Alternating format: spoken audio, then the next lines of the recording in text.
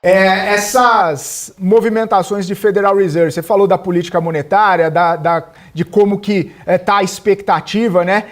Muda alguma coisa nessa perspectiva em relação a Christopher Waller sendo o novo presidente do Fed a partir do ano que vem e o mandato tampão agora anunciado, ou pelo menos sinalizado, pela Casa Branca do novo dirigente quando sai Adriana Kugler. Faz alguma diferença, pelo menos nessa narrativa, né, de um Fed mais preventivo do que reativo?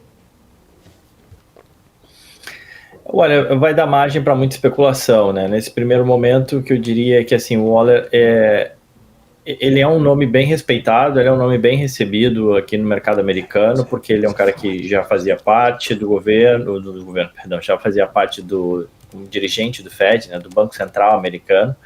Então, diferentemente de como chegou a especular, né, de Scott Bessent, ou trazer alguém que está essencialmente conectado e linkado no governo Trump, na política, né, diferente disso, você traz um cara que já está ali entre os dirigentes do Fed.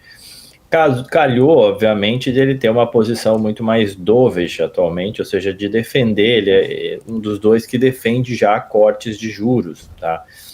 Obviamente que isso é exatamente aquilo que o Trump vinha defendendo, mas ele não é necessariamente uma indicação essencialmente política. De novo, ele é um cara que tem um bom currículo, é um cara bem recebido, bem visto no mercado, ainda que tenha essa posição mais dovish agora.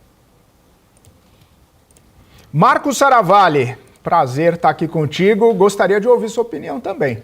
Bom dia Felipe, bom dia Will. Bom dia a todos. Acho que puxando um pouco para o Brasil, né, fazendo um paralelo também com o Brasil, a gente teve Inglaterra, né, e também falando um pouco sobre Fed.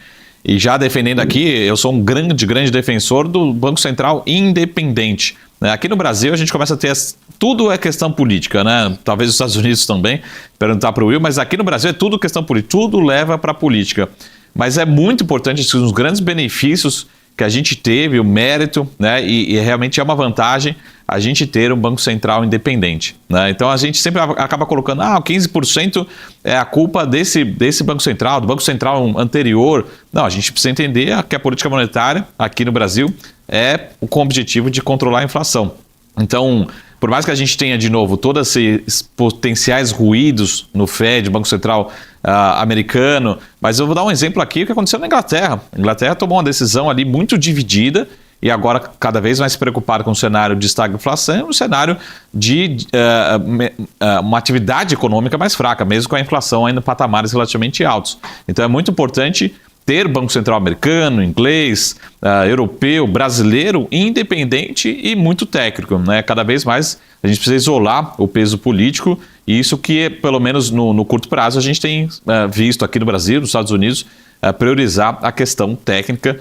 Isso para mim, a principal preocupação, começar a termos influência política nas decisões de política monetária ao redor do mundo. A princípio, deve ser bem aceito e não devemos ver influência, né, da política como um todo, né, seja no Brasil, seja nos Estados Unidos. Essa é a minha preocupação, Felipe.